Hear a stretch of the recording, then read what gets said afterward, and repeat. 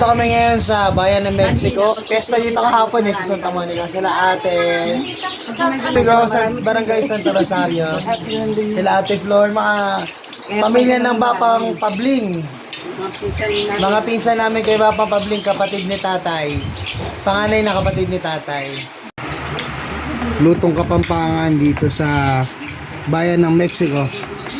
Barangay Santo Rosario. Yan sa pamilya ni Bapang Pabling.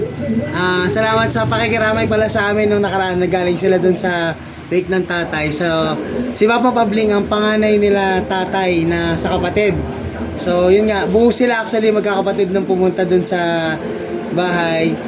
Sa pag-welcome sa amin kay Ate Flor, kay Ate Luz, kay Kuya Nelson, Ate Nida, kay Kuya Oscar, kay Joel, yun. Rose, kay Rosel. Salamat.